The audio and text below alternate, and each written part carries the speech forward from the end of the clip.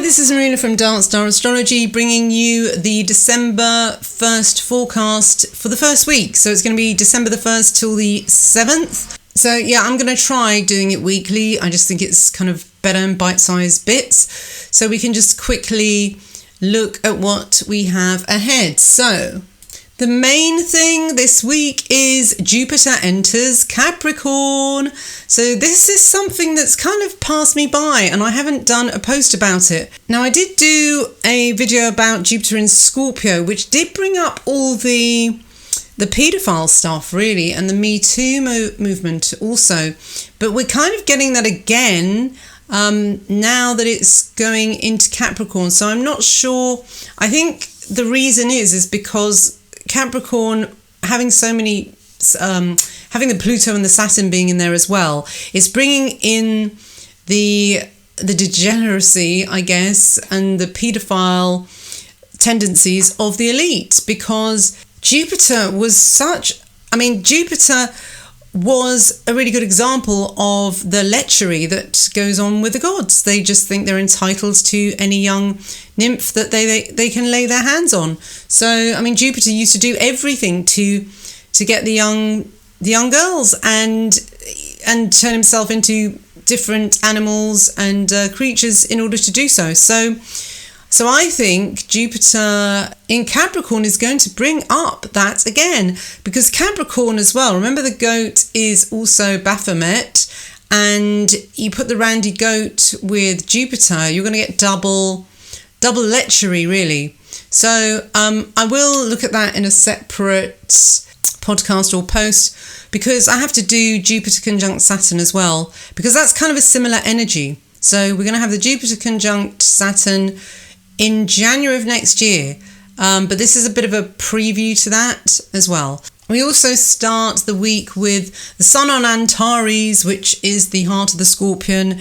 Very important position, because this is one of the Persian royal stars as well. Now, the Sun in this position is pretended religion, insincere, honour and riches ending in disgrace and ruin, military preferment though, danger of treachery, violence committed or suffered. So it's also very much passionate about projecting its ego, and it does attract combative situations and challenges to authority as well. So it can be treacherous that day or the couple of days around it, with also the fact that if you look at the chart for December the 1st, this is a Sunday, so not much going on Sundays usually, but the moon turns it into quite a few kind of aspect patterns at the same time. You can see, moon square Mars, and there's a yod going down to the North Node.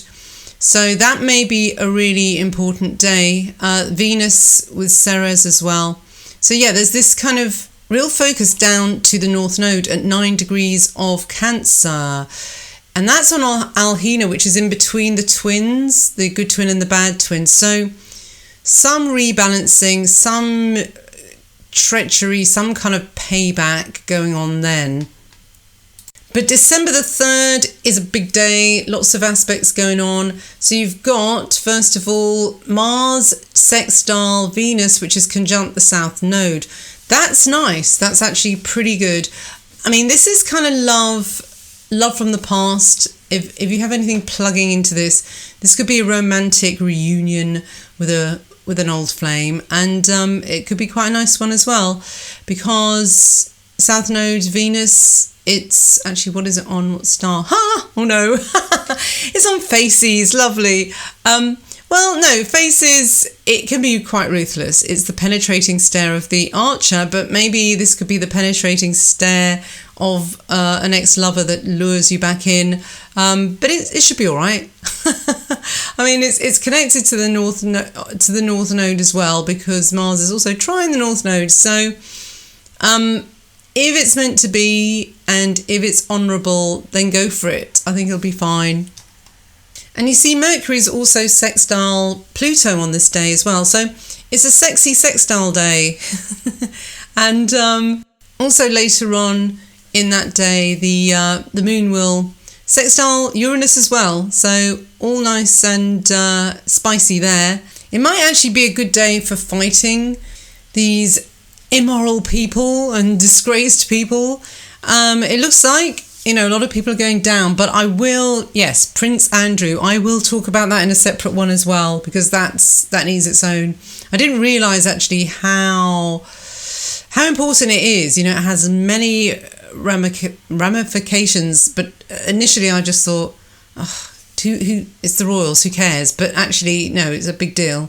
Oh yes, I forgot to mention also the sun will have moved into Sagittarius decan 2, and that happens on the 2nd.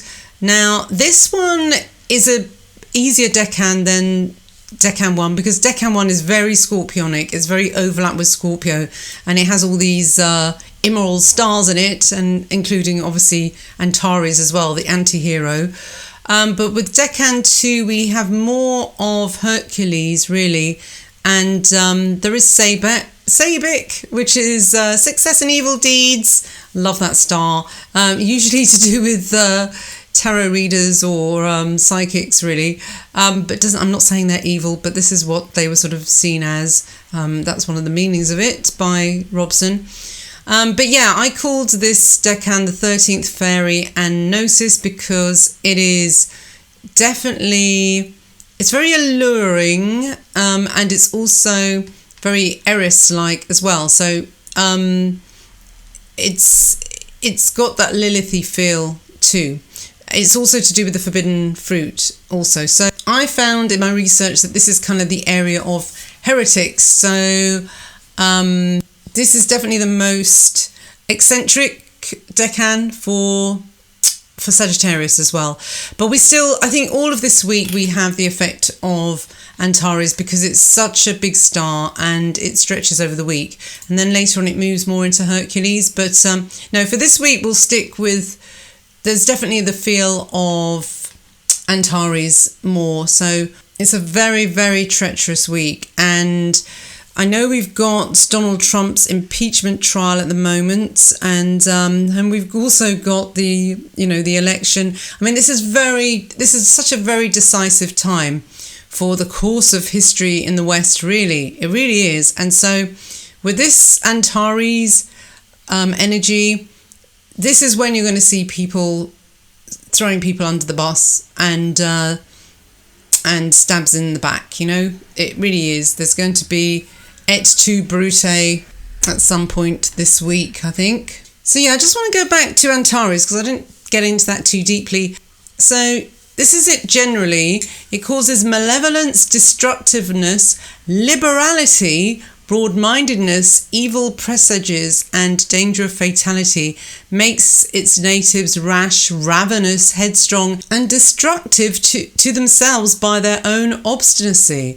So, I mean, it's an interesting mix because liberality and broad-mindedness is put sort of next to these less beneficial traits, or not very nice traits, I guess. So I don't know whether that's just a sign of the times, because Robson was writing in the 1930s, so maybe they saw liberality as being, that's a little bit too licentious. Maybe it was seen as a negative. But yeah, it is, Antares actually means anti-Aries, so it's the rival or equivalent of Mars.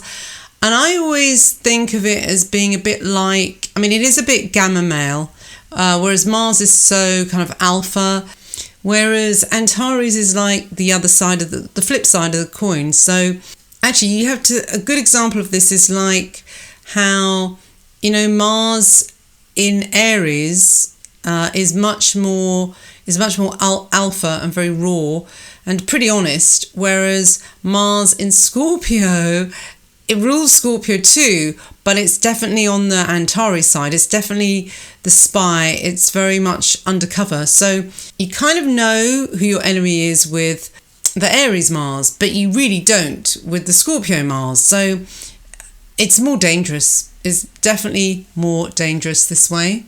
Actually, yes, I forgot to mention it's Aldebaran that is the opposite. It's the star that's exactly opposite Antares. So Aldebaran is like the alpha male, and he's also the dragon slayer. So Antares really is like the the reptilian, I guess, and Aldebaran is more like the Pleiadian. So if these were aliens, then that's what they would be. So here's some of my keywords for Antares. Intense, dramatic, militant, fiery, passionate, obsessive, compulsive, fast and furious, spicy, awesome, eminent, primal, demanding, ruthless, ambitious, survivors, trailblazers, combative. I mean, I don't want to just read a load of words out, but also highly sexed, devilish. There's all this side. So they are the bad boy. But I'll give you the link to the post so you can read a bit more.